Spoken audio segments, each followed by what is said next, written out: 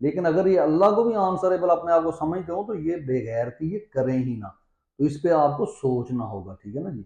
और उसके साथ साथ कुछ और खबरें हैं जो आपके सामने हैं कि जनाब वो पीटीआई के जो लोग हैं इनके साथ मिलके, या जो मैनेज किस्म की पीटीआई के जो कह लें कि अपने इनके जो रहनुमा हैं उन पे लोग बहुत ज़्यादा गुफ्तगू कर रहे हैं, सोच दें तो ये बहुत अच्छी चीज़ है। मैं तो बारहा ये कह चुका हूँ कि सिर्फ आप अभी आपने एक मंजिल या एक वो कह लें कि स्टेप लिया है कि आपको ये समझ आई है कि आपके असल दुश्मन कौन है, ठीक है।